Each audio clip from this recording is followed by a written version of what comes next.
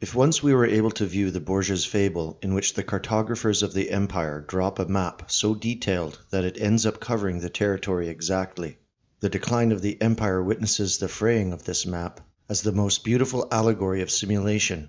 This fable has now come full circle for us in the West, and possesses nothing but the discreet charm of second-order simulacra. In the present-day West, abstraction is no longer that of the map, the double, the mirror, or the concept. Simulation is no longer that of a territory, a referential being or substance. It is the generation by complex models of a real without origin or reality, a hyperreal. The territory no longer precedes the map, nor does it survive it. It is nevertheless the map that precedes the territory, or a procession of simulacra, that engenders the territory. And if one must return to the fable, today it is the breadth of this idea whose shreds slowly rot across the extent of the map, while vestiges persist here and there in the deserts that are no longer those of the empire, but ours, the desert of the real itself. In fact, even inverted, Borgia's fable is unusable. Only the allegory of the empire perhaps remains, because it is with this same materialistic imperialism that present-day simulators attempt to make the real, all of it, coincide with their models of simulation. But it is no longer a question of either maps or territories. Something has disappeared.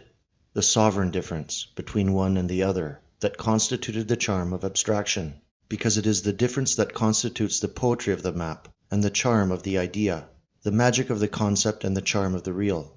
This imaginary of representation, which simultaneously culminates in and is engulfed by the cartographer's mad project of the ideal coextensivity of map and territory, disappears in the simulation whose operation is nuclear and genetic.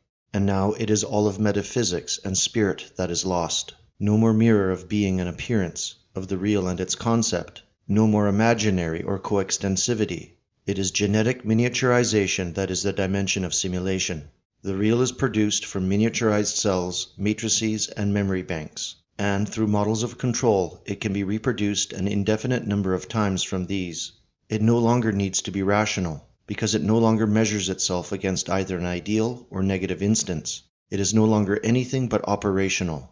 In fact, it is no longer a valid reality, because no spirit or imagination envelops it anymore.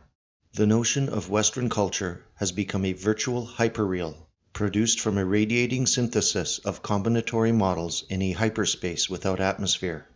We are both virtually alive and dead simultaneously, and the corpse of Western civilization now only operates like a Frankenstein, awaiting anxiously to be burned with fire.